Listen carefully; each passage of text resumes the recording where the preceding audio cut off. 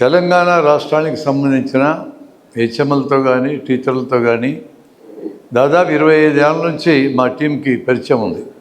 ఇక్కడ ఉన్నవాళ్ళు కూడా కొంతమంది మేము తెలిసి ఉండొచ్చు. మీ అధికారులు చాలామంది మమ్మల్ని గుర్తుపడతారు. మీరు ఒక్కొక్కరు ఒక్కొక్క మోడల్ స్కూల్ అండ్ కాలేజీకి బాధ్యులు. మీ కింద 20-30 మంది టీచర్లు ఉంటారు. 700 మంది విద్యార్థులు కూడా ఉంటారు. ఆ విద్యార్థులు ఈ దేశానికి పనికొచ్చేవాళ్ళుగా మారాలంటే ఫైనల్గా మీదే బాధ్యత. నేను కొన్ని అంశాలు నా అనుభవంలో ఉన్నవి మీతో షేర్ చేసుకోవడానికి వచ్చా. నేను వృత్తిరీత్యా డాక్టర్ని. డాక్టరింగ్ అనే మాటకి ఉన్న ఒరిజినల్ అర్థం చదువు చెప్పటమే, వైద్యం చేయటం కాదు. అంటే జనానికి రోగాలు రాకుండా చూసే బాధ్యత మాది. మా డాక్టర్లందరూ మర్చిపోయి చాలా కాలం అయింది. అందుకనే ఎక్కడైనా హాస్పిటల్ ఓపెనింగ్ జరిగితే దినదిన ప్రవర్ధమానమై మీ హాస్పిటల్ బాగుపడాలా దీవిస్తుంటాం మేము. అంటే అర్థం ఏంటండి? మీ అందరికీ రోగాలు రావాలి, మేము బాగుపడాలి. మీరు పోతే పోయినారు, మేము మాత్రం మిగిలి ఉండాలని. మీరందరూ పోయినాక మేమేం మిగులుతాం? జన విజ్ఞాన వేదిక మా డాక్టర్లు భిన్నంగా ఆలోచిస్తారు. ప్రజలకు రోగాలు రావాలని మేము కోరుకోవటం లేదు. రోగాలు రాకుండా జీవించేది ఎలా ఉద్దేశంతో ఈ పుస్తకాలు మేము తయారు చేశాం. నేను మీతో పంచుకోదలుచుకున్నవి ఏంటంటే, మాకు మా రాష్ట్రంలో కూడా పక్కనే ఉన్న ఆంధ్రప్రదేశ్లో కూడా చాలామంది టీచర్లతో పరిచయం. 100కి 20 నుంచి 30 మంది టీచర్లు చాలా మంచి వాళ్ళు ఉన్నారు. ఏ పై అధికారులు అక్కర్లేకుండా, ప్రజలు వాళ్ళని అడగనక్కర్లేకుండా, పిల్లలు కోరనక్కర్లేకుండా పిల్లల భవిష్యత్తు కోసం కూచిపడే టీచర్లు ఉన్నారు. బహుశా మీ రాష్ట్రంలో కూడా ఆ పర్సంటేజ్ ఉంటుంది. ఇంకొక 20% టీచర్లు ఉన్నారు. సాక్షాత్తు భగవంతుడు ప్రత్యక్షమే దిగొచ్చినా వాళ్ళతో పనిచేయడం సాధ్యం కాదు. మీరు కూడా మీ టీచర్లకి ఆ పర్సంటేజ్లో పనిచేయలేరు, నాకు తెలుసు ఆ సంగతి. ఇక మిగిలిన 50 మంది యావరేజ్ బిల్లు క్లాస్కి వెళ్ళామంటే వెళ్ళాం, సిలబస్ పూర్తి చేసామంటే చేసాం. పిల్లలకి చదువు వస్తుందో రాదో మాకు అనవసరం, మేము పోయినాం చెప్పినాం అంతే. వీళ్ళు మెజారిటీ. ఇది నా అనుభవం. బహుశా మీ అనుభవం భిన్నంగా ఉంటే, భిన్నంగా అంటే ఇంతకంటే ఘోరంగా ఉంటుంది, ఇంతకంటే బాగుంటుందని చెప్పలేను. భిన్నంగా ఉంటే నేను నేర్చుకుంటాను మీ దగ్గర నుంచి. మేము చాలా ఏళ్ల పాటు మా వేదికలో కార్యక్రమాల్లో భాగం కింద విద్యని సంస్కరించాలనే ఉద్దేశంతో చాలా ఏళ్ల పాటు ఆ 20%ని మార్చడానికి ప్రయత్నం చేశాం. మా అంత బుద్ధిహీనులు ఈ భూమి మీద లేదని తేలింది. ఇప్పుడు మేము ఆ ప్రయత్నం చేయటం మానేసాం. ఈ చివర ఉన్న 30 మంది మంచి టీచర్లు అనబడే వాళ్ళని గుర్తించటం, గౌరవించటం, జనానికి పరిచయం చేయడం, వాళ్ళకి అవసరమైన ఇన్పుట్స్ అందించటం అనే పని చేస్తున్నాం మేము. అలా చేయడం ద్వారా ఏదో ఒక నాటికి 50 మంది మీద మన ప్రభావం పడుతుందనే ఒక నమ్మకంతో మేము పనిచేస్తున్నాం. నేను మీకు కూడా చెప్పదలుచుకుంది అది. మీలో కొంతమందికి అనిపించవచ్చు, మా టీచర్లు మాకు సహకరించడంలా, చాలా ఏళ్ళ నుంచి పాతుకొని ఇక్కడే ఉన్నారు, పోవడంలా పక్కకి, మీరేం పంపించలేరు, మీ చేత కాదు. మళ్ళీ మా మాట వినడం లేదే, ఏం చేయాలని ఆలోచించి టెన్షన్ పెంచుకొని జబ్బులు తెచ్చుకున్న వాళ్ళు ఉన్నారు ఇక్కడ వాళ్ళు. మీరు జబ్బులు తెచ్చుకోవద్దని నా మనవి. మీకు సాధ్యం కాని పని విషయంలో మీరెందుకు జబ్బులు తెచ్చుకోవాలా? మీకు సాధ్యం కాదు అది. వీళ్ళల్లో అనేక మంది యూనియన్ నాయకులు ఉన్నారు. 50 యూనియన్లు ఉన్నాయి 2 రాష్ట్రాల్లో. యూనియన్ నాయకుల యొక్క ప్రథమ కర్తవ్యం ఏంటంటే వాళ్ళ టీచర్లను కాపాడటమే. నాకు యూనియన్ నాయకులు కూడా తెలుసు, వాళ్ళు నాతో దెబ్బలాడతారు తెలుసు నాకు ఆ సంగతి. మాకేం ముఖమాటం ఏం లేదు. దెబ్బలాడితే దెబ్బలాడండి, మాకు అనిపించింది మాకు కనిపించింది చెప్తాం, మేము మార్చుకోండి మీరు అంటాం మేము. కానీ విచిత్రమైన విషయం ఏంటంటే, నేను ఒక పెద్ద టీచర్ల సంస్థకి సంబంధించిన టాప్ బ్రాస్ అనబడి 300 మందిని ఒక చోట చేరిస్తే పుత్తూరులో, వాళ్ళకి 3 గంటలు ఓరియంటేషన్ ఇవ్వడానికి నన్ను పిలిస్తే వెళ్ళాను. నేను తిరుపతి నుంచి నన్ను ఆ టీచర్ల నాయకులు పట్టుకెళ్ళాలి. 2 నాతో పాటు కారులో బయలుదేరారు. నాకు సమయం గంట గడవాలి. మీకు ఏం ప్రాబ్లమ్స్ ఉన్నాయని అడిగే నాయకులు ఇద్దరిని. వాళ్ళు చెప్పిన మొదటి ప్రాబ్లం ఏంటంటే, మా టీచర్లు ఎవరు మా మాట వినరండి అని చెప్పారు. అంటే యూనియన్ నాయకుల పరిస్థితి అట్టుంటే ఇక మీ పరిస్థితి ఎట్టుంటుంది? నేను అర్థం చేసుకున్న వాళ్ళని.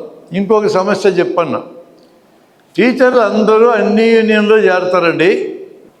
ఒకవేళ ఏ టీచర్ కన్నా ఒక టీచర్ల సంఘం మీద అభిమానం ఉండి మరో టీచర్ల సంఘం నాయకుడు వచ్చి నేను చేరను అంటే, ఈ చేరను అనేటోడికి అర్ధగంట క్లాసు బిగుతారో, అందుకని 100 రూపాయలు పారేస్తే పీడపోతుంది కదా అని అందరూ చేరతారని చెప్పారు. మరి అందరితో చేరితే ఇబ్బంది ఏముండదు అంటే, ఏముంటుంది సార్, ఏ టీచర్ల సంఘం బాగా పనిచేస్తే వాళ్ళతో పని చేసుకుంటారు, అందరికీ 100 రూపాయలు ఇస్తే అయిపోయి 1,00,000 రూపాయలు జీతం వస్తుంది, 100 రూపాయలు ఇస్తే ఏమవుతుంది అని అనుకుంటున్నారు. ఇంత మార్పు వచ్చిందా సమాజంలో అని నాకు అనిపిస్తుంది. అవునండి, అన్ని రంగాల్లో వచ్చింది. మా వైద్య రంగం ఇప్పుడు నేను చెప్పాను, కానీ భయంకరమైన మార్పు వచ్చింది మా రంగంలో.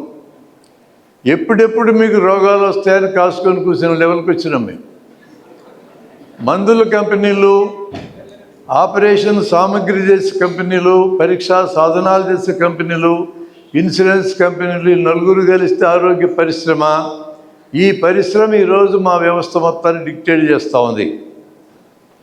మా ఆంధ్రలో అయితే మీరు అంత లేదేమో కానీ ప్రైవేటు విద్యా పరిశ్రమ నిర్ణయిస్తూ ఉంది మా బతుకులన్నింటినీ.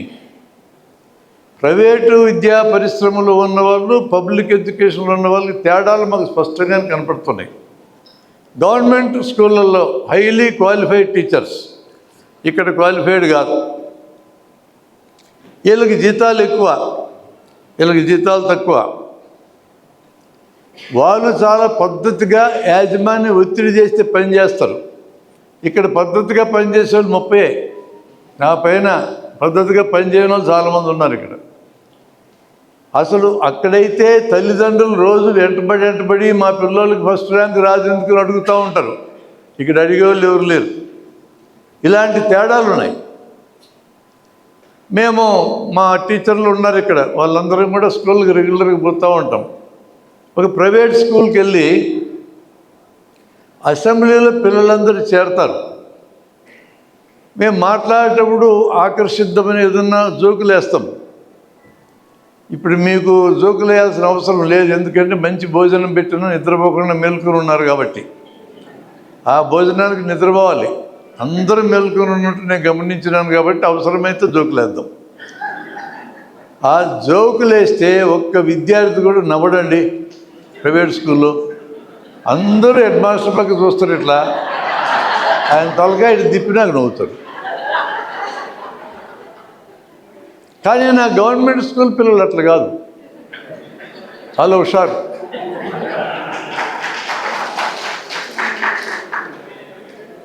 మా మియా గారు ఒకసారి ప్రైవేట్ స్కూల్ పిల్లల దగ్గరికి వెళ్ళి క్వశ్చన్ వేశాడు, మిమ్మల్ని 10 మందిని హైదరాబాద్ ఎక్స్కర్షన్ పట్టుకెళ్ళి మీ అందరినీ ఇమ్లీబిన్ బస్ స్టాండ్ వదిలేసి మీకు చెప్పకుండా నేను పారిపోయి ఇంటికి వస్తే మీరు ఇంటికి ఎట్టొస్తారా అన్నాడు.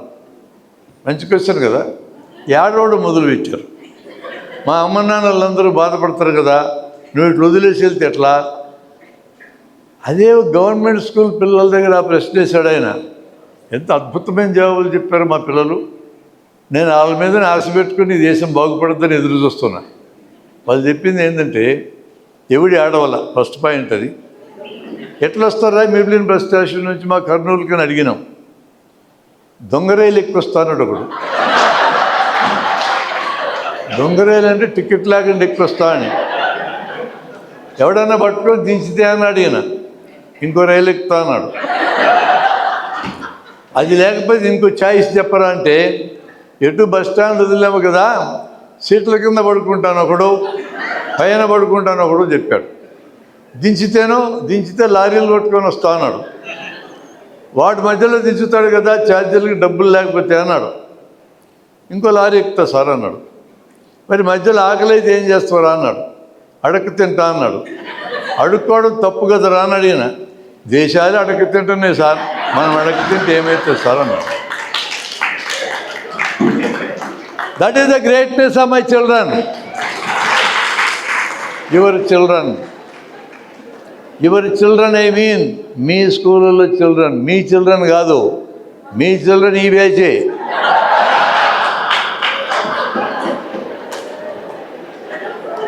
ఏమనుకోకండి, మీ చిల్డ్రన్ అందరూ ప్రైవేట్ స్కూల్లో ఉన్నారని నాకు తెలుసు. సరదాగా మాట్లాడుకున్నాం madam. Learning must be A joyful thing. నేను మీకు నేర్పించినా మీరు నాకు నేర్పించినా సరదాగానే ఉండాలి. నేను ఒక కన్సెప్ట్ మీతో పంచుకోవడానికి వచ్చిన. నా దృష్టిలో చాలా ఇంపార్టెంట్ కన్సెప్ట్ అది మీతో పరిచయం చేస్తా. మీకు నచ్చితే స్వీకరించండి. ఆ కన్సెప్ట్ ఏమంటే దోస్ 5 minutes, దాని పేరు. ఆ 5 నిమిషాలు దాని పేరు. అది మిమ్మల్ని నేను అందరినీ ఎర్నెస్ట్గా కోరుతుంది ఏంటంటే,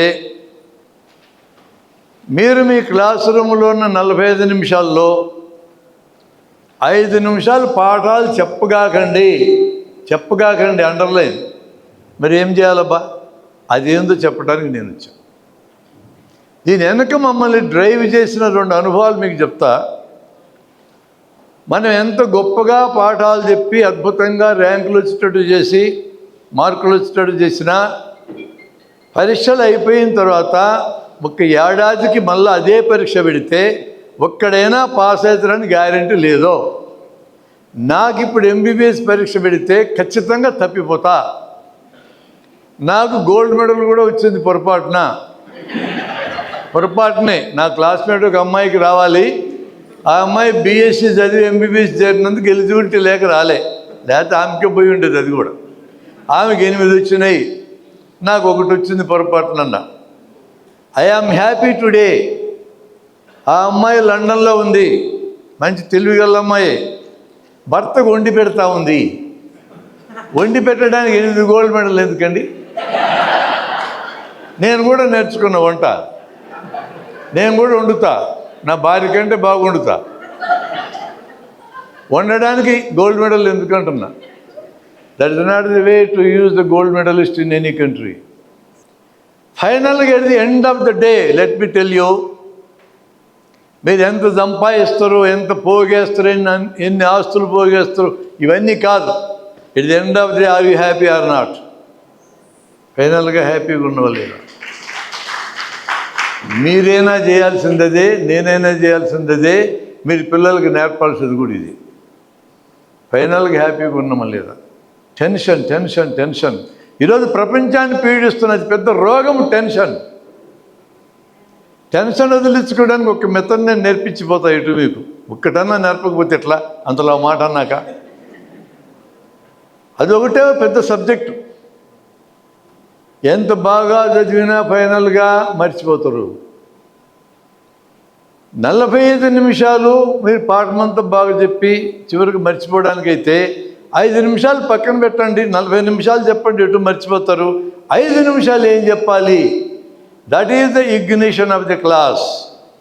బెస్ట్ టీచర్, ఇందాక నేను మాట్లాడుతున్నారు నరసింహారెడ్డి గారు, బెస్ట్ టీచర్లకి అవార్డులు ఇస్తామంటున్నారు. నా దృష్టిలో బెస్ట్ టీచర్ ఇగ్నైట్ చేయగలిగితే బెస్ట్ టీచర్. చదువు చెప్పేటోడు కాదు, చదువు అందరూ చెప్తారు. మంచి మార్కులు మాత్రమే తెప్పించేవాడు బెస్ట్ టీచర్ కాదు. పిల్లల్ని అతి గొప్ప వ్యక్తులుగా మారడానికి కావాల్సిన ఇగ్నిషన్ ఇవ్వాలి. మన పని అది. మీ పిల్లలు కూడా అట్లే పెంచాలా. మేమందరం 70-80 ఏళ్ళ క్రితం అడ్గోలుగా తిరిగి పెరిగినాం. మా అమ్మ నాన్నలకు చదువులు లేవు, ఎట్లా పెడతాడు తిరిగినాం. మేమేం చెడిపోలే. ఈరోజు అతి జాగ్రత్తగా కోళ్ళ కోళ్ళను పెంచినట్టు మన పిల్లలు పెంచుకుంటున్నాం. బయటికి బానేయం పిల్లల్ని. నా ఇంట్లో నేను చూస్తున్నాను, నా కోడల్ని, మనవరాళ్ళు 2 ఉన్నారు, గేట్ దాటిపోలేదు. ఏమ్మా అంటే బస్సులు వచ్చి మీద పడతాయి. మా ఇంటి దగ్గరికి బస్సులు వచ్చి మీద పడతాయి. నో జనరల్ నాలెడ్జ్, జీవితం గురించి ఎడ్యుకేషన్ లేకుండా పెంచుతున్నారు. నేను వెంటబడుతున్నా నా కోడల్ని కొడుకుని.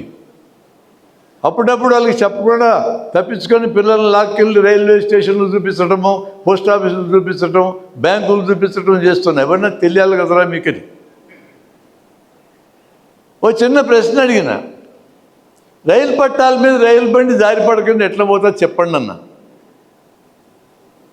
ఆలోచిస్తున్నారా ఎట్లా పోతుందని? పర్వాలేదు, మీరు అందరు రైలు ఎక్కిన వాళ్ళే. ఇంజనీరింగ్ కాలేజీకి వెళ్ళా, G Pulla Reddy engineering college famous college మా ఊళ్ళో. మెకానికల్ ఇంజనీరింగ్ పిల్లల్ని అడిగిన, ఒకడు గ్రావిటీ అన్నాడు, ఒకడు మ్యాగ్నెట్ అన్నాడు, ఒకడు భూమి ఆకర్షణ అన్నాడు. 3 తప్పులే. కరెక్ట్ చెప్తే నేను వెళ్ళిపోతానన్నా మీకు పాఠం చెప్పకుండా. ఎందుకంటే గోలగోలు చేస్తున్నారు వాళ్ళు, నా మాట వినడంలా. ఒక్క మాట అని ఛాలెంజ్ చేశా, ప్రశ్న అడుగుతా, కరెక్ట్ జవాబు చెప్తే నేను వెళ్ళిపోతా, తప్పు చెప్తే 45 నిమిషాలు నేను చెప్పేది వినాలన్నా. ఛాలెంజ్ అన్నా. అసలు ఆ వయసు పిల్లలకి ఛాలెంజ్ అంటే ఎంత కోపం వస్తావు. అసలు మిషన్ నా కొడుకు ఛాలెంజ్ అంటున్నాడని నన్ను చూసి.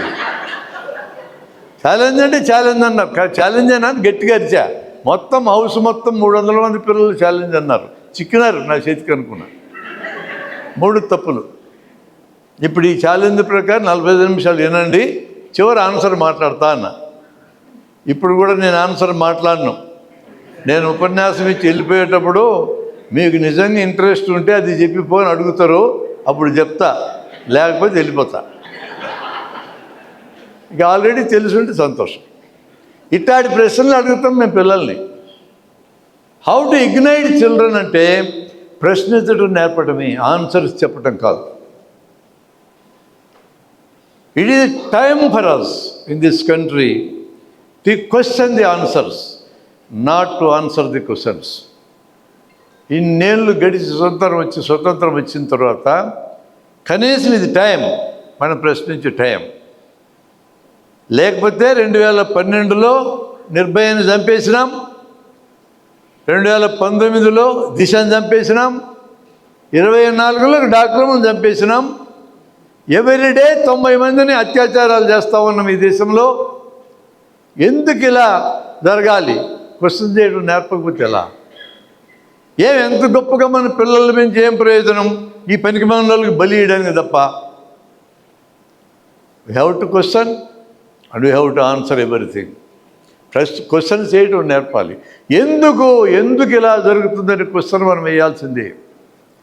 ఏమంటున్నారు? పనిచేసే దగ్గర విశ్రాంతి తీసుకోవడానికి లేదు, అన్నం తినడానికి లేదు, అందుకని జరిగింది అంటున్నారు. అన్ని వాట్సాప్లో అన్ని మీడియాలు ఇవే వినపడుతున్నాయి. మూల కారణం నేను మాట్లాడుతున్నా వినండి. పురుషాధిక్య భావజాలం, పితృస్వామ్య భావజాలమే మూల కారణం. దాన్ని సరిచేయకుండా, దాని మీద మనం దృష్టి పెట్టకుండా ఆడపిల్లలకి ఏం నేర్పిస్తారండి? నిర్భయ కేసులో 16 ఏళ్ళ పిల్లవాడు అత్యాచారంలో పాల్గొన్నాడని చట్టం వాడికి ఎగ్జంప్షన్ ఇచ్చింది. 16 ఏళ్ళ పిల్లవాడు రేప్ చేయగలిగే పరిస్థితి వస్తే ఎగ్జంప్షన్ ఇచ్చేది ఏంటండి? బొక్కలో పడేయకుండా డాక్టర్తో పరీక్ష చేయించండి. This fellow is ready physiologically to rape a woman అని తేలితే మేజర్ ఏంది మైనర్ ఏంది లోపల పడేయాలని చట్టం మార్చుకోవాలా? అది మనం క్వశ్చన్ చేయాలా? ముఖేష్ అనేవాడు లోపల ఉంటే ఆడి దగ్గరికి టీవీ ఇంటర్వ్యూ చేయడానికి అమ్మాయి వెళ్తే, నేను మగవాడిని, అవు కరెక్టే నాకు తెలుసు, నేను మగవాడిని, రేపు చేస్తే చేయించుకోవాలా, ఎదురు తిరిగితే చంపేస్తాం అని మాట్లాడతాడు. నాకు దానికి కూడా పెద్ద భయమేలా. వాడు నేరస్తుడు, వాడు అట్టే మాట్లాడతాడు. సుప్రీంకోర్టు లాయర్ ఒకతను 9 గంటలప్పుడు నిర్భయ అనే అమ్మాయికి ఏం పని బయట ఆయన ఊరుకోకుండా, నా అమ్మాయి 9 గంటల దాకా బయట తిరిగి ఇంటికి వస్తే నా ఫామ్ హౌస్కి పట్టుకెళ్ళి కిరసనాలు పోసి నిప్పు పెడతా అన్నాడు. నాకు భయం వేస్తుంది. బయట తిరుగుతున్న వాళ్ళు సంస్కారవంతులని పిలువబడే వాళ్ళు, చదువుకున్న వాళ్ళు ఇట్లాంటి భావజాలతో ఉన్నారనంటే దేశం ఎటుపోద్దో నాకు భయం వేస్తుంది. ముఖేష్ గారి నుంచి నాకు గొడవ లేదు, వాడిని ఎటు ఉరిదీస్తాం, ఈయన దీయంగా ఇటే తిరుగుతూ ఉంటాడు. వేర్ ఇస్ ద ప్రాబ్లం అంటే అక్కడి నుంచి మొదలవుతుంది. మన ఇంట్లోనే స్టార్ట్ అవుతుంది. 7 గంటలకు నిద్రలేస్తాడు భర్త, 5 గంటలకు నిద్రలేస్తుంది భార్య భర్త ఇద్దరు ఆఫీసులకు వెళ్ళాల్సిన వాళ్ళే. ఆ పనికి మాల అంట్లు తోమాల, ఇంగిల్ పల్లెలు పైపైన కడిగి పెట్టచ్చు కదా, పెట్టం, ఒకటే పడేసిపోతాం. 5 గంటల నుంచి 7 గంటల దాకా ఆమె తోమాలా, ఆమె వంట చేయాలా, మళ్ళీ ఆఫీస్కి పోవాలా. ఎక్కువ చోట్ల ఇట్టే ఉంది.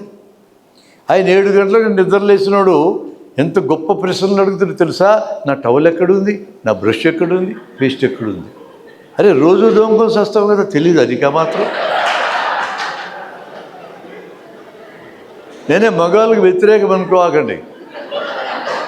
మగవాళ్ళు ఆడవాళ్ళు అందరూ అవసరమే సమాజానికి. ఈక్వాలిటీ ఉండాలని కోరుతున్నాను తప్ప వీళ్ళ మీద వాళ్ళ డామినేషన్, వాళ్ళ మీద వీళ్ళ డామినేషన్, సూర్యకాంతం స్టైల్లో ఉండమని కూడా అడగడం. ఈక్వాలిటీ కావాలి, మనకి రాజ్యాంగం హామీ ఇచ్చింది. 9 గంటలకి అమ్మాయి బాత్రూంలోకి పోతుంటే చుట్టుపట్టుకొని లాగుతాడు కొడుకు కూడా తండ్రిలాగానే లేస్తాడు 7 గంటలకి. ఈ పిల్ల ఏడ్చుకుంటే అవ దగ్గరికి వెళ్తే ఆడు మగోడమ్మా, మస్తు పనులు ఉంటాయి ఆడికి అని అంటుంది. ఆయన అంటే మగవాళ్ళకి మస్తు పనులు ఉంటాయి, మస్తు పనులు ఆడవాళ్ళకి ఉండవు. ఇప్పటికే మస్తు పనులు చేస్తుంది ఆమె. ఇంట్లో స్టార్ట్ అవుతుంది. బిడ్డ పుట్టక ముందు ఆడపిల్లని తెలుసుకొని గర్భంలోనే తీసేస్తున్నారు. మా దగులుబాజీ డాక్టర్లు సహాయపడుతున్నారు. అక్కడి నుంచి మొదలవుతుంది. ఈ హాల్లో ఉండే మహిళలు ఎవరికి కూడా 12 గ్రాముల కంటే మించి మీకు హెచ్వి లేదు, నేను చెప్పగలను. మీకు 14.5 ఉండాలి, 12 ఎందుకు ఉంది? నా మగ మిత్రులందరికీ 15 దాకా ఉంది, మీకు 12 ఎందుకు ఉంది? తిండి గురించిన వివక్ష ఇంట్లో స్టార్ట్ అవుతుంది. ఆడపిల్లకి తిండి తక్కువ పెడతాం, మగపిల్లలకి బాగా పెడతాం, తర్వాత భర్తకి పెడతాం, మిగిలితే నువ్వు తింటావు. ఎక్కువ చోట్ల ఇట్టుంది మేడం. మీ ఇళ్ళల్లో కొంచెం బాగుండొచ్చు, చదువుకున్నారు కాబట్టి, ఉద్యోగం చేసి 1,00,000 రూపాయలు సంపాదిస్తున్నారు కాబట్టి కొంత మర్యాద పెరుగుతుంది. మీరు సంపాదించకపోతే మర్యాద పెరగదు. చదువుకొని సంపాదిస్తున్నారు కాబట్టి మీ అందరికీ కట్నాల్లో రాయితీ కూడా వచ్చింది. పని చేస్తే రాయితీలు ఇస్తారు. అసలే 1000 మంది మగపిల్లలకి 960 మంది లేరు ఆడపిల్లలు ఈ దేశంలో. ఒక్కొక్కడికి ఒక పిల్లం కూడా దొరకదు. అలాంటప్పుడు మళ్ళీ రాయితీ ఏందో కట్నం ఏందో నాకు అర్థం కాదు. తల్లిదండ్రులు నిజంగా ప్రేమ తమ పిల్లల మీద ఉంటే ఆడపిల్లైనా మగపిల్లని ఇద్దరికి ఈక్వల్గా ఆస్తులు పంచివ్వండి, వరకట్న సమస్య తెల్లారాక లేచిపోద్ది. ఎవడు చెప్పాలి ఇవన్నీ? ఇట్లాంటివన్నీ కూడా 5 నిమిషాల్లో మనం చెప్పచ్చు కదా ఆటలు. నేను ఒక స్కూల్లో చూసా, అమ్మాయి పసిబిడ్డ 12 ఏళ్ళు 13 ఏళ్ళు అమ్మాయి.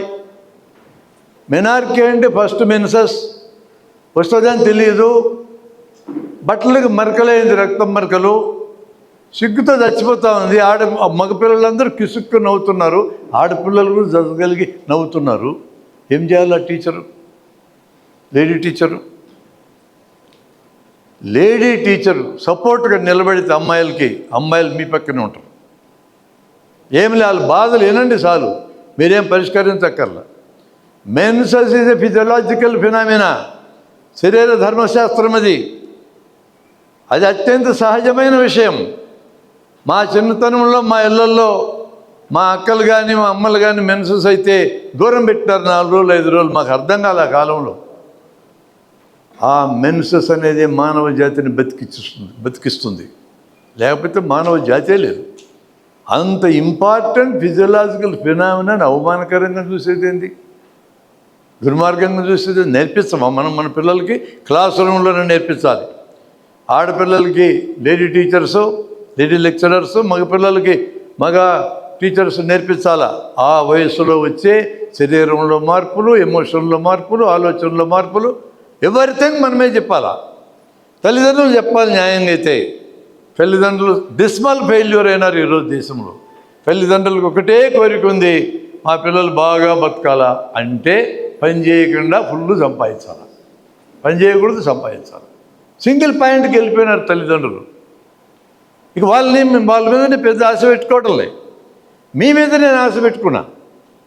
టీచర్లు స్కూల్లో కాలేజీల్లో మీరు ఎడ్యుకేట్ చేయాలా, నెక్స్ట్ జనరేషన్ సిద్ధం చేయాలి, వేరే మార్గం లేదు మనకి. ఇట్లాంటి సున్నితమైన విషయాలు ఎవరు చెప్పాలా?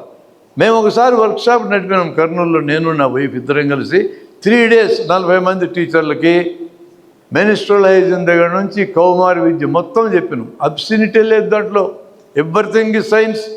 మేము మెడికల్ కాలేజ్ చదువుతున్న సబ్జెక్ట్ అంతా ఎక్కడ అబ్సిన్ డైలాగ్సే ఉండవు. ఓ సబ్జెక్ట్ కదా నేర్చుకుంటున్నాం, అట్లా సైన్స్ లాగా చెప్తే ఎందుకుంటుంది అబ్సినిటీ?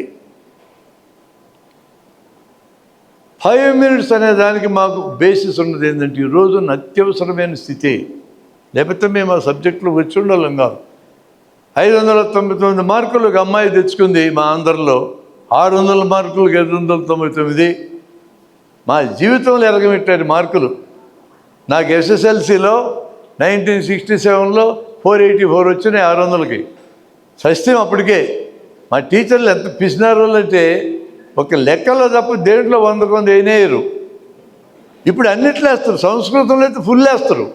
ఎందుకంటే దిద్దేటోడికి తెలుదు, రాసేటోడికి తెలుదు కాదు. హ్యాపీ కనబడితే సంస్కృతం తోసిపారేయడమే. అట్లా ఉంటుంది మరి మార్కులు వేసే పరిస్థితి. ఆ అమ్మాయి మీద ఎంత టెన్షన్ ఉంటుందండి. ఇంటర్మీడియట్లో చేరితే ఇట్లే పెర్ఫార్మెన్స్ ఉండాలని కోరుకోరా? ఇంటర్మీడియట్ అయినాక ఆ అమ్మాయికి 10th పరీక్ష పెట్టండి, ఏమవుతుందో? ఫెయిల్ అవుతుంది.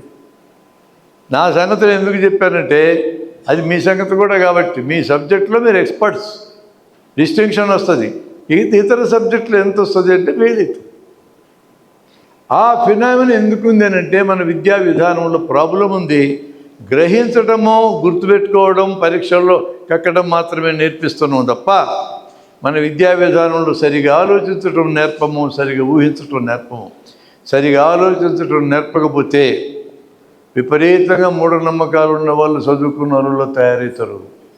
ఈరోజు తయారైనారు. అసలు వాళ్ళు ఎక్స్ప్రెస్ చేసి మూఢనమ్మకాలు చూస్తే బిత్తరపోతున్నాం మేము. అట్లాంటివి మాట్లాడతారు. మా హాస్పిటల్కి వస్తే అక్కడే వాట్సాప్ చూసుకొని వస్తారు, అక్కడే గూగుల్ చూసుకుంటారు, చాట్ జీపీటీ చూస్తారు, వచ్చి నానా క్వశ్చన్లు వేస్తారు మమ్మల్ని. అదే జబ్బులు చూసిన ఎక్స్పీరియన్స్ ఉన్న మాకంటే చాట్ జీపీటీ చూసినోడికి ఎక్కువ తెలుస్తుంది. ఆలోచించే సమస్య లేదు. ఆ క్వశ్చన్స్ అయితే బిత్తరపోతాం మేము. అడిగి జవాబు చెప్పినందుకు మాకు అదన ఫీజు ఇవ్వాలా? ఇయ్యరు, ఉన్నది కూడా ఎగ్గొడతారు. అట్లా ఉంది, తప్పుడు నాలెడ్జ్ పెరుగుతూ ఉంది. అలాంటి స్థితిలో ఈ రోజున ఎడ్యుకేషన్ సరిగా ఆలోచించడం నేర్పకుండా ఉంది. సరిగా ఊహించడం నేర్పకపోతే ప్రమాదం ఏంటంటే, ఒక ఇన్ఫర్మేషన్ ఇస్తా వినండి. సివి రామన్ ఎఫెక్ట్ కనిపెట్టి 90 ఏళ్ళు దాటిపోయింది. ఇక్కడ నివసిస్తూ ఉన్న ఒక్క సైంటిస్ట్ కూడా సైన్సెస్లో ఆ తర్వాత ఒక్క నోబెల్ ప్రైజ్ కూడా రాల. తప్ప నేను కరెక్ట్, నేను నా డేటా కరెక్ట్. ఒక బాస్టన్ సిటీ అమెరికా 8 లక్షల జనాభా ఉంటుంది, 18 యూనివర్సిటీలు ఉన్నాయి. ఒక్కో యూనివర్సిటీలో 10 నుంచి 15 మంది నోబెల్ లారెట్స్ ఉన్నారు. అతిపెద్ద విద్యార్థుల సంఖ్య ఉన్న దేశం మంది. ఇంత జనాభా ఉండే దేశం ఒలింపిక్స్లో కంచు పథకం వస్తే పండగ చేసుకుంటున్నాం. ఒక స్వర్ణం పోయినందుకు కూడా ఆడవడం లేదులే. నేను చాలా ఉదార స్వభావం కాబట్టి. ఆ పిల్ల స్వర్ణం పోగొట్టుకుంది కదా, ఎవడికి ఏడుపు లేదు ఇక్కడ, మనకు తప్ప పరిపాలించడానికి ఏడిపోయేం లేదు. అంటే అన్నీ కలిపితే 5. ఇంత దేశాలై మీ రాష్ట్రంలోకి జిల్లా అంత కూడా లేని దేశాలు ఉన్నాయి. 2-3 స్వర్ణాలు కొట్టుకోపోయినాయి. ప్రాబ్లం ఉంది ఎక్కడో, చాలా పెద్ద ప్రాబ్లం అది, విద్యా విధానంలో ప్రాబ్లం. అదే మీరు ఫిన్లాండ్ వెళ్ళండి. ఫిన్లాండ్ 1967 దాకా మనకంటే దరిద్రంగా ఉంది. ఫిన్లాండ్ విద్య మీద నా దగ్గర డాక్యుమెంట్స్ ఉన్నాయి. ఎలిమెంటరీ స్కూల్లో చదువుకునే పిల్లలకి పిహెచ్డీలు చదువు చెప్తారు. అక్కడ అత్యంత ఎక్కువ జీతం వచ్చేది ఫిన్లాండ్లో ఎలిమెంటరీ స్కూల్ టీచర్లకి. దేశంలో చట్టాలు చేయాలంటే టీచర్లను అడిగి చేస్తారు. అక్కడ ఒక సంఘటన దేశంలో జరిగింది నేను చెప్తా. నా ఫ్రెండ్ ఒకటి ఫిన్లాండ్లో ఫ్రెండ్ని చూడడానికి వెళ్ళాడు. ఓ రోజు రాత్రి 2 గంటలప్పుడు కారులో పోతున్నారు. ఎర్రలైట్ పడితే ఆపాడు. అక్కడ లోకల్లో నడుపుతున్నాడు. మా వాడు పక్కన కూర్చొని ఉన్నాడు. ఏంది ఆపినావు అన్నాడు. ఎర్రలైట్ పడదు కదా అన్నాడు. ఎర్రలైట్ పడితే ఆపేది ఏందిరా, మా దేశంలో ఎర్రలైట్ పడ్డ పోతాం మేమన్నాడు. మీ దేశంలో పోతారు, ఈ దేశంలో పోవడానికి లేదన్నాడు. పోలీసులు చూస్తారని అన్నాడు, కాదన్నాడు. ఇంటికి బిల్లు వస్తుందని అన్నాడు, కాదన్నాడు. మరి ఏంటిరండి ప్రాబ్లం అన్నాడు మావాడు. పొరపాటున అర్ధరాత్రి నిద్రలేసిన పిల్లలు కిటికీలోంచి ఈ ట్రెస్ పాసింగ్ చూస్తారేమో అన్నాడు. వీళ్ళు జంప్ చేయటం, సిగ్నల్ జంప్ చేయటం పిల్లలు చూస్తారేమో, చూస్తే వాళ్ళకి ఇట్లా అరాచక బుద్ధులు వస్తాయేమో, అది ఆడి భయం. ఎంత కన్సర్న్ ఉందండి పిల్లలంటే వాళ్ళకి. మనకంత కన్సర్న్ లేదు. అసలు సివిక్ సెన్స్ అనేది కూడా తగ్గిపోయింది. మనమేనండి అమెరికా పోతే ఎంత బుద్ధిమంతులుగా ఉంటామో, విమానం మీకు దిగ్గానే, రాజీవ్ గాంధీ విమానాశ్రయం దిగ్గానే మన బుద్ధులు వచ్చేస్తాయి. అది కరెక్ట్ సివిక్ సెన్స్ ఎవరు నేర్పాలి?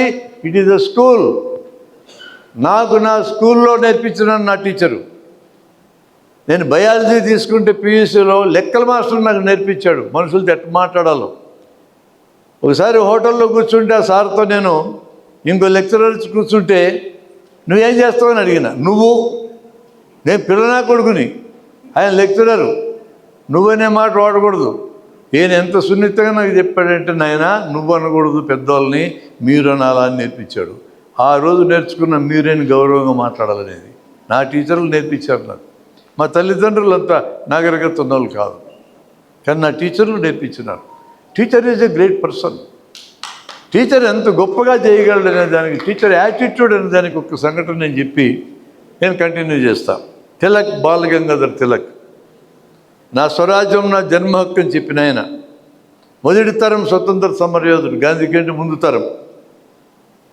ఆయన దగ్గరకు విలేకరు వచ్చి, బ్రిటిష్ వాళ్ళు భయపడుతున్నారండి మొదటి ప్రపంచ యుద్ధం తర్వాత, ఇక దేశానికి స్వతంత్రం ఇచ్చేటట్టుంది, స్వతంత్రం వచ్చినాక నువ్వేమీ పదవి తీసుకుంటావు అని అడిగాడు ఆయన. పదవా నాకా ఎందుకు అన్నాడు. ఆయన పెద్ద స్వతంత్ర సమరయోధుడు కదా, తీసుకోకపోతే ఎట్లా అని అన్నాడు అతను. నా నెక్స్ట్ తరం బోల్డ్ మంది ఉన్నారు ఆయన సమర్థులు మాకంటే, వాళ్ళు నడుపుతారులే దేశాన్ని, మరి నువ్వేం చేస్తావు అన్నాడు. పూనాలో ఒక స్కూల్ ఉంది, ఇదివరకు నేను ఆ స్కూల్ పెట్టున్నా, ఇప్పుడు ఆ స్కూల్కి మళ్ళీ వెళ్ళి లెక్కల మాస్టర్కి పనిచేస్తా అన్నాడు. ఇదేం పని అయ్యా నువ్వు లెక్కల మాస్టర్కి పనిచేసేదంటే, నెక్స్ట్ తరాన్ని రెడీ చేస్తా నేను అన్నాడు ఆయన. గొప్పోళ్ళు పుట్టిన దేశం అండి ఇది. నెక్స్ట్ తరాన్ని రెడీ చేస్తా అన్నాడు. మా తరం స్వతంత్రం తెస్తున్నాం, నా నెక్స్ట్ తరానికి ఇచ్చేస్తున్నా, ఆ తర్వాత తరం మీద నేను కాన్సన్ట్రేట్ చేస్తా అన్నాడు. టీచర్ అంటే అది గొప్పతనం. అందుకని టీచర్ చిన్నవాళ్ళు అనుకోవద్దండి. నా దృష్టిలో అత్యంత విలువైన వాళ్ళు, అత్యంత గౌరవ పాత్రులు టీచర్లే. డాక్టర్ల కంటే కూడా ముందు మీరే, డాక్టర్ తర్వాతనే. డాక్టర్ ఒక్కొక్కసారి టేబుల్ మీద పడుకున్నోడిని ఒక్కొక్కరిని చంపగలడు సంపదలుచుకుంటే. టీచర్ ఒక్కొక్కసారి క్లాస్ రూమ్ మొత్తం లేవగలడు. మీరు మాకంటే బలవంతులు. లెట్ us టెల్ పాజిటివ్లీ, నెగిటివ్గా ఎందుకు చెప్పాలి? ఒక్కొక్కసారి ఒక్కొక్కరిని బతికించగలం మేము, మీరు ఒక్కొక్కసారి ఒక జనరేషన్ బతికించగలరు. అది మీకున్న గొప్పతనం. ఇక రెండో important information it's guided us to this. అంటే బ్యాక్ బెంచర్స్ని ఎవడు పట్టించుకోడు క్లాస్ రూమ్లో. నువ్వు ఎప్పుడు క్వశ్చన్ వేసినా ఫ్రంట్ బెంచర్స్ చేతులు ఎత్తారు, వాళ్ళు జవాబులు చెప్పగానే మొత్తానికి వచ్చినట్టే లెక్కేసుకొని వెళ్ళిపోతాం నెక్స్ట్ పాయింట్కి. ఆ బ్యాక్ బెంచర్స్ గురించి పట్టించుకుని ఉన్నాడు. మనం పట్టించుకోవాలి, అమ్మనాలను పట్టించుకోరు. అందుకని బ్యాక్ బెంచర్స్ ఎప్పుడు ఫైనల్గా లీడర్స్ అవుతారు, ఎంటర్ప్రెన్యూర్స్ అవుతారు, పరిశ్రమలు పెడతారు. ఫ్రంట్ బెంచర్లు అందరూ వాళ్ళ దగ్గర పనిచేస్తూ ఉంటారు. ఎంటర్ప్రెన్యూర్ అవ్వడం గొప్ప, పనులు ఇవ్వటం గొప్పనా చేయటం గొప్పనా నేను అడిగితే, ప్రతి స్కూలు కాలేజీలో నాకు వచ్చిన ఆన్సరు ఉద్యోగాలు ఇచ్చేటోళ్ళుగా మారాలి మా పిల్లలు అంటున్నారు. ఉద్యోగులు ఇచ్చేటోళ్ళుగా మారాలంటే నువ్వెందుకు నీ పిల్లల్ని మార్కులు తెచ్చుకో, ర్యాంకులు తెచ్చుకో, నీకే ఫస్ట్ మార్కులు ఎట్లా పడుతున్నావు? ఎవరి దగ్గర పని చేయడానికే కదా.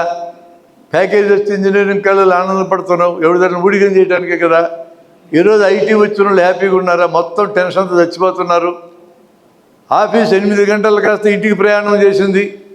ఎంత నాజుగ్గా చేసిందో మీకు తెలియదు. ఆ కంపెనీ వాళ్ళకి యాపిల్, లేటెస్ట్ యాపిల్ కంప్యూటర్ ఇచ్చాడు. ఆనందంగా చెప్తుంటాడు, నాకు యాపిల్ కంప్యూటర్ ఇచ్చాడు. పిచ్చోడా, నీకు యాపిల్ కంప్యూటర్ ఇచ్చింది నీ మీద ప్రేమతో కాదురా, ఆఫీసు నీ ఇంటికి ట్రాన్స్ఫర్ చేసినారా అని చెప్పాను. ఇంటి దగ్గర కూడా పని చేయి, పెళ్ళాం లేదు, పిల్లలు లేదు. ఇదే కంప్యూటర్ నీ పెళ్ళాం. అట్లా మార్చినారా అని చెప్పి అర్థం కాలే వాడికి. ఆ విధంగా కరోనా వచ్చినాక దోచుకునే కార్యక్రమం పెరిగింది. వీళ్ళు పనిచేసే దానికి 20 రెట్లు లాభం యజమాని పొందుతున్నాడు. యజమానిగా మారడం గొప్పదే. మన దేశంలో అయితే ఇంకా అద్భుతం జరుగుతుంది. బ్యాక్ బెంచర్స్ అందరూ రాజకీయాల్లో దిగుతారు. పెద్ద వ్యాపారం అది. హ్యాపీగా ఉంటారు, చట్టాలు చేస్తారు. చట్టం ఎట్ట చేయాలి తెలియనోడు కూడా చేస్తాడు. ఫైనల్గా మనందరి మీద పెత్తనం చేస్తారు. ఇట్లాంటి పరిస్థితి వచ్చింది. అంటే బాగా బతకటం అంటే ఏంది? సంపాదించటమేనా? ఆస్తులు పోగేయటమేనా? అద్భుతంగా జీవించటం అంటే నా డెఫినేషన్ ఒకటే, ఇందాక చెప్పాడు, the end of the day are you happy or not. వీళ్ళందరూ హ్యాపీగా ఉన్నారనే. మా ఊళ్ళో పెద్ద ఇండస్ట్రియలిస్ట్ 1000 కోట్లు ఉన్నాడు. వాడిని ఒకసారి కలవడానికి నేను వెళ్తే రాత్రి 10 గంటలప్పుడు వాడి ఇంటి ఎదురుగా ఇసుక దెబ్బ ఉంటే ఇసుక దెబ్బ మీద పడుకొని కార్మికుడు నిద్రపోతూ ఉంటే ఎంత హ్యాపీగా నిద్రపోతాడు చూడరాడు, ఎంత హ్యాపీగా అన్నాడు. నీకేం రోగం వచ్చిందిరా అన్న. నాకు టెన్షను, నిద్రపట్టంలే, ఆస్తులు సంపాదించినా కానీ ఏముంటాయో పోతాడు భయం నాకంటే. అరే నేను పరిష్కారం చెప్తారా అన్న. వాడికి డబ్బులు లేక ఇబ్బంది పడుతున్నావు, నీకు ఎక్కువ ఇబ్బంది పడుతున్నావు, ఈ ఆడికి ఈరు అది అయిపోయింది కదా పని అన్న. ఇస్తాడా? జన్మకీయుడు, ఊరికి మాటలంతే. ఇట్లా ఉంది. మరొక నాయకుడు మాట్లాడిన మాటేనండి, 10 తరాలకు సరిపడా సంపాదించడం నేను అన్నాడు. మీ తరం కోసం మీరు సంపాదించుకోవడం న్యాయం, ఐ కెన్ అండర్స్టాండ్ యూ. నీ నెక్స్ట్ తరం, నీ పిల్లల తరం కోసం సంపాదించుకోవడం కూడా కరెక్ట్. సంపాదించుకొని మీ పిల్లల్ని ప్రయోజకుల కింద మార్చి వాళ్ళంతా వాళ్ళు బతికేటట్టు చేయండి, కరెక్టు. వాళ్ళ తర్వాత తరానికి నువ్వెందుకు సంపాదించాలా అంటున్నాను నేను. మీ పిల్లలు ఏం గాడిదలు కాస్తారా అంటున్నా. మీ పిల్లలు ఏం చేయాలా? అట్టాటి 8 తరాలు కూడా సంపాదించాడు ఎక్స్ట్రా. అంటే 8 తరాలు సోమరిపోతులు తయారు చేశాడు అనమాట. వాడు ఏం చేసే సేవకుడు? 8 తరాలు సోమరిపోతులు చేసినాడు. ప్లీజ్ రిమెంబర్, మీకు మొట్టమొదటి జీతం వచ్చినప్పుడు మీ ఫీలింగ్ ఏంది? నా మొదటి సంపాదన అవసజ్జనుకున్నప్పుడు 210 నా జీతం నెలకి. నేను సంపాదించిన 210 అని ఫీలింగ్, మామూలు ఫీలింగ్ కాదు. వేయా నీ మొదటి సంపాదన అంతా 398. ఇప్పుడు ఈయనకి 1,00,000 వస్తుంది. ఈ 1,00,000 కిక్కు అది ఇచ్చింది ఆ మొదటి సంపాదన. ఈ కిక్కు మీ పిల్లలకి ఎక్కర్లేదా? మీ పిల్లలకి కిక్కు ఉండాలంటే ఏం చేయాలి? సొంతంగా సంపాదించుకున్నట్టు చేయాలి. మీరు మూటలు కట్టి ఇవ్వకూడదు. మూటలు కట్టి ఇవ్వడం మొదలెడితే మీరు ఎప్పుడు చచ్చిపోతారో వెయిట్ చేస్తూ ఉంటారు. మూటలు మొత్తం ఒకేసారి తీసుకుంటానికి. మీకు మీ పిల్లలకి మధ్య సమ్ స్టేజ్ ఉండవలసిన రిలేషన్షిప్ అన్కండిషనల్ లవ్ మాత్రమే, డబ్బు రిలేషన్ కాదు. అందుకనే ప్రేమ అంటే నాకున్న డెఫినేషన్ ఒకటే. వాళ్ళు అడిగితే సెల్ ఫోన్ కొనియటం కాదు, మోటార్ సైకిల్ కొనియటం కాదు, ఇల్లు వాళ్ళ పేరుతో ఆస్తుల వాళ్ళ పేరుతో పెట్టడం కాదు. ప్రేమ అంటే మీ పిల్లలు ఎప్పుడు ఏ రకమైన సమస్య ఎదురైనా వాళ్ళంతలో పరిష్కరించుకోగలిగే ధీమా రావడమే ప్రేమ. అది తీసుకురావడమే ప్రేమ అంటే. ఈ విషయాలు ఎక్కడ మాట్లాడదాం? క్లాస్ రూమ్లో 5 నిమిషాలు మాట్లాడండి. నేను క్లాస్ రూమ్లో మాట్లాడడానికి పనికొచ్చేవాటని 50 రకాల అంశాలు మేము కలెక్ట్ చేసాం. 50 రకాలు. మొదటి రకం కథ. కథ అంటే ఇష్టం లేనివాడే లేడు. నిన్న మొన్నటిదాకా చందమామ పత్రిక వచ్చినంతకాలం రెగ్యులర్గా చదివినాను నేను. వాళ్ళు ఏదో మూసేసినారు. కథలు ఇప్పటికీ చదువుతాను నేను. మనం సినిమాలు చూస్తున్నాం, కథలే కదా అవి. కథలంటే అందరికీ ఇష్టమే. కథ రూపంలో పిల్లలందరిని అట్రాక్ట్ చేయొచ్చు. మీరు ఇక్కడి నుంచి వెళ్ళినాక మీ టీచర్లతో కూర్చోండి, ఒక చిన్న రిక్వెస్ట్ చేయండి. అరే మీ అందరినీ సంస్కరించేంత పెద్ద పని నేను పెట్టుకోరాలే, హైదరాబాద్ పోయిచ్చినా కానీ ఆ డిక్టేట్ ఏమి నేను తీసుకురావటంలే, మీతో నేను స్నేహం చేయదలుచుకున్నాను మొదలెట్టండి. స్నేహం పనిచేస్తుంది, పవర్ పనిచేయదు. మీరు క్లాస్ రూమ్లో 5 నిమిషాలు పాఠం చెప్పడం ఆపేయండి అని చెప్పండి. మరి ఏం చేయాలంటే మనం రకరకాల విషయాలు మనం షేర్ చేసుకున్నాం. నేను ఒక కథ చెప్తా వినండి. ఆ కథ గొప్పదో కథ మీరు తెలుసుకోండి. మిడాస్ అండ్ ది గోల్డ్ అనే కథని 8వ తరగతిలో చదివా. Midas and the gold. Midas అనేటోడు మా కర్నూలుడే. బుక్కులు అట్లా రాయలే, నేను మార్చా. నా ఇష్టం, మార్చేస్తే ఏముంది ఇక్కడ. వాడు నల్లమల్ల అడవికి వెళ్ళి తపస్సు చేశాడు. నల్లమల్ల అడవిలో తపస్సు అంటే పురుగులు ఉంటాయి. బంగారం కోసం తపస్సు చేశాడు. మన దేవుళ్ళు చాలా మంచోళ్ళు, మన హిందూ దేవుళ్ళు. ఎవడు తపస్సు చేసి వచ్చేస్తారు వెంటనే, ఏ వరం కావాలో కోరుకోండి. వరాలు ఇవ్వడానికి వాళ్ళు పుట్టినట్టు అంత లిబరల్గా ఇచ్చేస్తారు. కానీ బ్రహ్మదేవుడు అయితే రాడు, చాలా బిజీగా ఉంటాడు ఆయన. ఇప్పుడు 800 కోట్ల మందిని పుట్టించిన పని అంతా ఆయన ఎత్తినే పడదు ప్రపంచం అంతా. సాక్షి మహారాజును ఒక ఎంపీ గారు ప్రతి ఒక్కడు 4 గణనని చెప్పాడు, ఆ పని కూడా ఆయన ఎత్తినే పడది. మా ఘనత వహించిన మా సీఎం గారు చంద్రబాబు గారు చాలా మంచి వాక్యం చెప్పినాడు ఆ మధ్యకాలంలో. నేను ఒకడే కొడుకును కన్నా ఇంకొకరిని కంటే బాగుండు, వీరందరూ ఇద్దరిద్దరిని కనని చెప్పాడు. కాబట్టి ఆయన కూడా ఇద్దరిని కనమంటే ఆ పని కూడా బ్రహ్మదేవుని ఎత్తిన పడాలి. కాబట్టి ఆయన రాడు.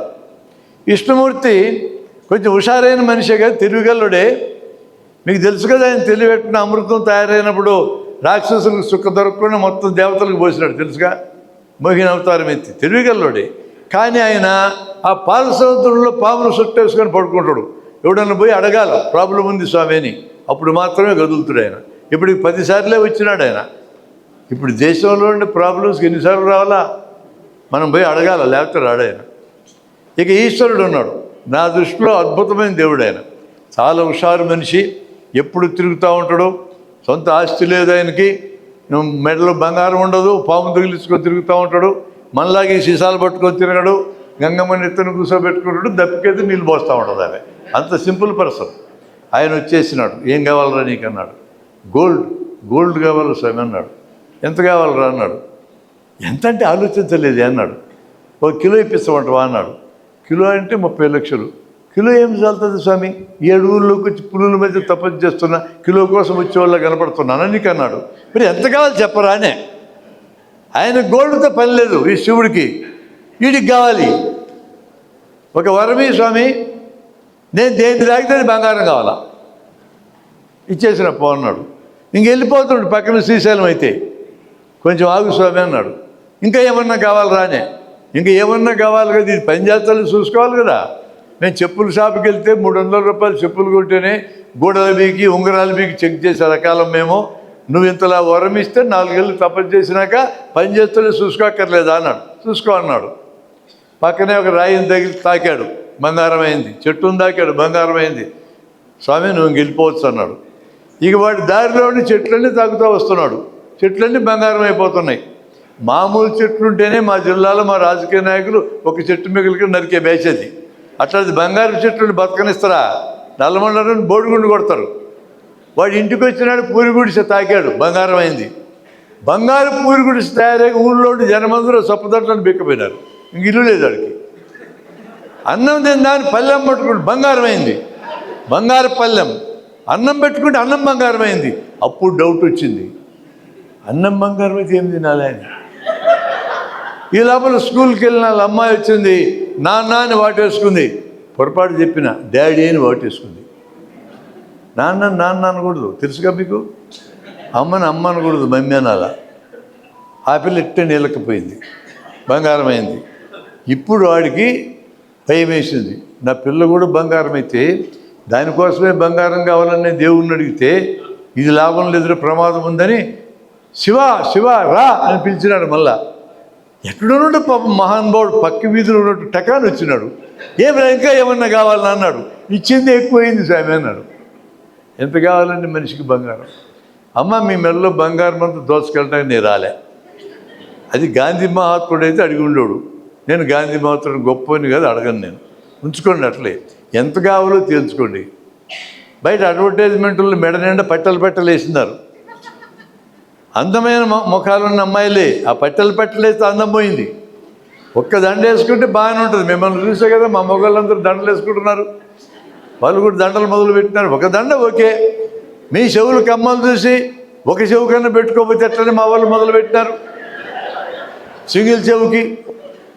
నేను అట్లా కొద్దిగా బంగారం వేసుకున్న దాని గురించి నేను క్వశ్చన్ చేయటంలా. ప్రమాదం ఏంటంటే ఏదైనా అర్ధరాత్రి బస్సులో ప్రయాణం చేసేటప్పుడు దొంగ ఎవడన్నా వచ్చి బంగారం అంతా తీసేయంటే మెడలోదంటే గబుక్కుని ఇచ్చావు, చెవులు దూడు లేకపోతే ఏం చేస్తున్నాడు, చెవులు కోసుకొని పోతాడు. అట్లాంటి ప్రమాదాలు ఉన్నాయని చెప్పడమే తప్ప అంతకంటే ఏం లేదు. How much gold we need, money ఎంత కావాలా, ఆస్తులు ఎంత కావాలా, that we have to decide. మన పిల్లలకి నేర్పాల్సింది డబ్బు అవసరం లేదని కాదు, అవసరమే. డబ్బు చేసే పని డబ్బు మాత్రమే చేస్తుంది, ఇంకేది చేయదు. డబ్బు చేయలేని పనులు చాలా ఉన్నాయి. వాటిల్లో స్నేహం కానీ, అభిమానం కానీ, ప్రేమ కానీ, సేవ కానీ, వీటేటికి డబ్బులు అక్కర్లేదు. And they give immense happiness to us. ఒక స్నేహం హ్యాపీనెస్ ఇస్తుంది, ఒక ప్రేమ హ్యాపీనెస్ ఇస్తుంది, అభిమానం హ్యాపీనెస్ ఇస్తుంది, ఒక సేవ హ్యాపీనెస్ ఇస్తుంది. ఆ సేవ చేసేటప్పుడు నీ మెదడులో సెరోటోనిన్, డోపమిన్ అనే కెమికల్స్ తయారవుతాయి. And they give you happiness. ఇట్లాంటి విషయాలు మనం పిల్లలతో షేర్ చేసుకోవచ్చు.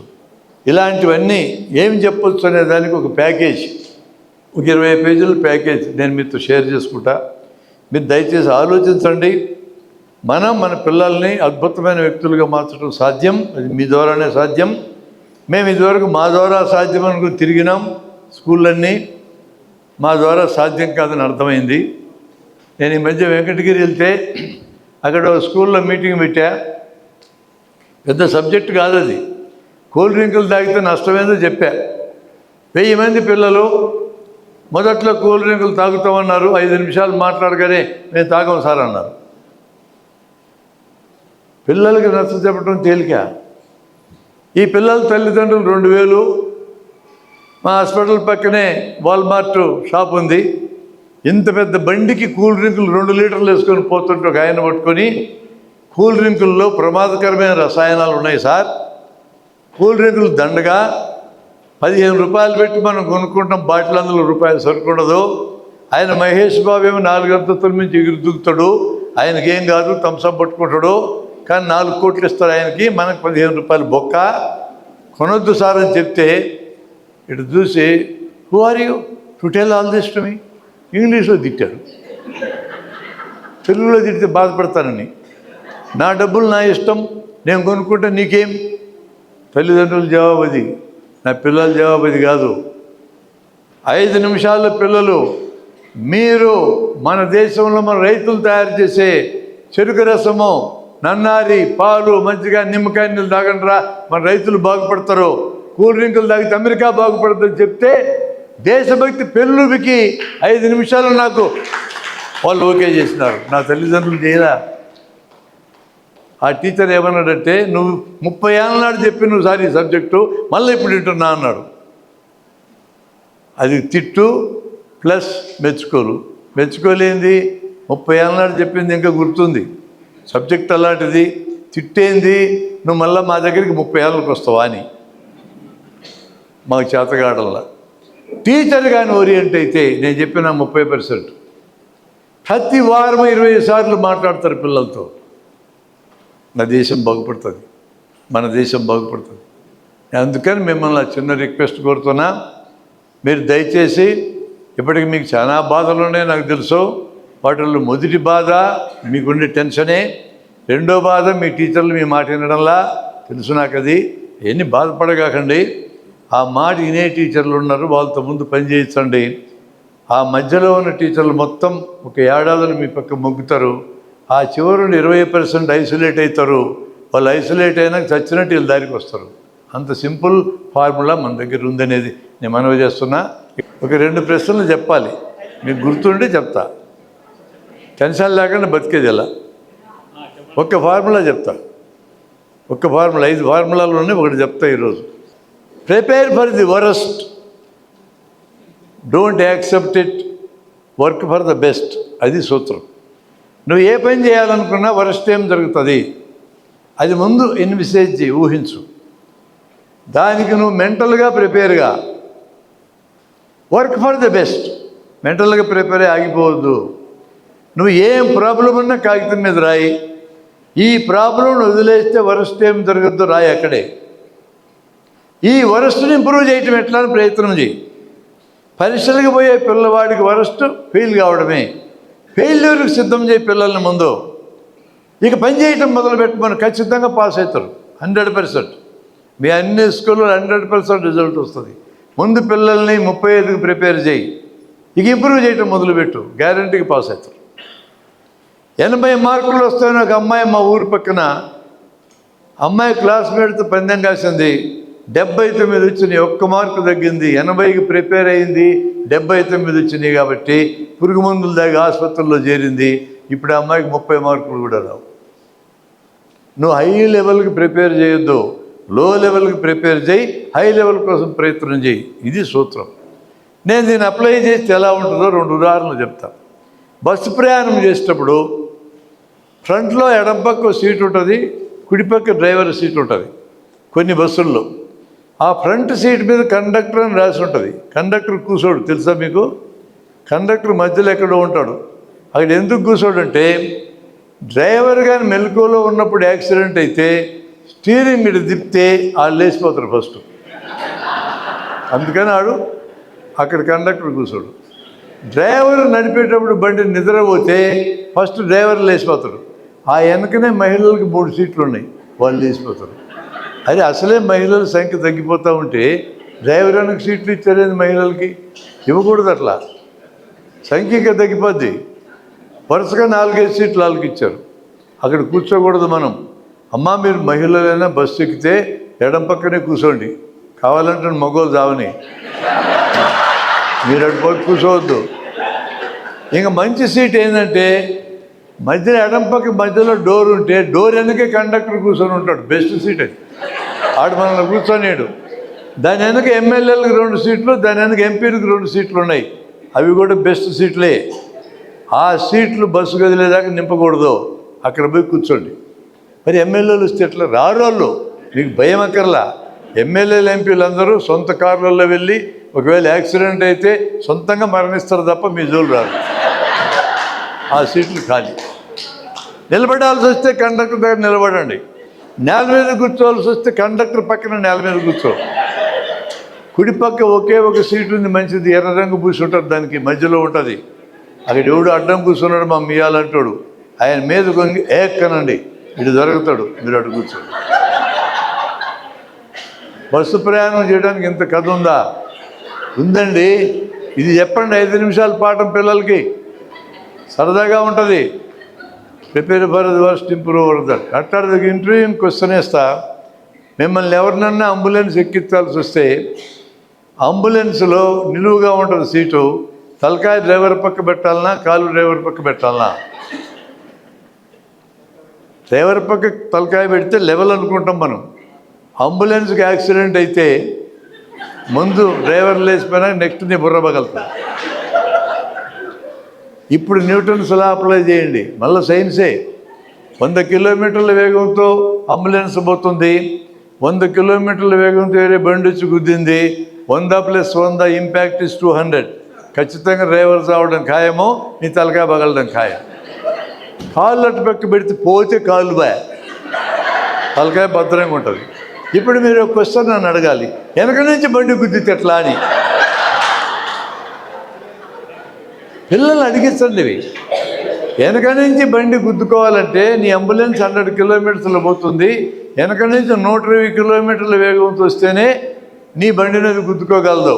ఇప్పుడు ఇంపాక్ట్ ఎంత? 120 - 100 ఇంపాక్ట్, 20 కిలోమీటర్స్ ఇంపాక్ట్ తలగా పగలదు. న్యూటన్ లాని అడ్డం పెట్టుకొని సబ్జెక్ట్ చెప్పచ్చు మేడం. అట్లనే మీరు చెప్పి చదువుని అడ్డం పెట్టుకొని చెప్పచ్చు బోల్డన్ని. పిల్లల్ని ఆలోచింప చేయొచ్చు మనం. రైల్లో ప్రయాణం చేయాల్సి వస్తే నేను ఎల్లప్పుడూ సైడ్ లోయర్ తీసుకుంటా, మధ్యలో తీసుకోను. సైడ్ లోయర్ అయితే నా రైలుకి యాక్సిడెంట్ అయితే బండి పోయే వైపు తల పెట్టను, ఇటుపక్క తల పెడతా, కాళ్ళు పోతే తలకాయ పగలుకొని ఉంటుంది. ట్రైన్ అక్కడక్కడ ఇంజిన్ మారిందనుకో నేను కూడా మారుతా. అందుకే రిజర్వ్ చేసుకునేటప్పుడు నెట్లో చేసుకుంటే సైడ్ లోయర్ అడగండి. అది మీకు చెప్పినా కదా, అందరికీ తెలిస్తే ఎట్లా అంటారు, ఎవడు ముందు బుక్ చేసుకుంటే వాడికి వస్తుంది అంతే. అట్లా వరస్ట్కి ప్రిపేర్ కావడం, బెస్ట్కి పని చేయడం అంటే ఇవి ఎగ్జాంపుల్స్. ఇక చివరి ప్రశ్న ఉంది, మీకు ఇంట్రెస్ట్ ఉంటే రైలు పట్టాలని ఎలా పోతుంది? పోతుందిగా, జారి ఎందుకు కింద పడదు? 3 కారణాలు చెప్తా, ఇంకా 4 ఉన్నాయి, మీరే కనిపెట్టండి. అన్నీ మీకు చెప్తే మీకు ఇంట్రెస్ట్ ఏముంటుంది? చక్రానికి లోపల అంచు ఉంటుంది, ఫ్లాంజ్ అంటారు దాన్ని. ఆ అంచు వలన జాగ్రత్త పక్కకి. పట్టా మధ్య డిస్టెన్స్ మారకుండా బిగిచ్చి ఉంటాయి, ఫిష్ ప్లేట్స్ పెట్టి బిగిచ్చి ఉంటారు. చక్రం మధ్య డిస్టెన్స్ మార్క్ వెల్డింగ్ చేసి ఉంటుంది. ఈ 3 ప్రధానమైన కారణాలు. ఇవి కాకుండా ఇంకా 4 ఉన్నాయి. ఎతకండి, మీరు ఇంక చాట్ జీపీటీనో గూగుల్ ఎతకండి, మీకు కొంచెం పని ఉండాలి కదా. Thank you very much for giving this nice time. మళ్ళా కలుగుతాం.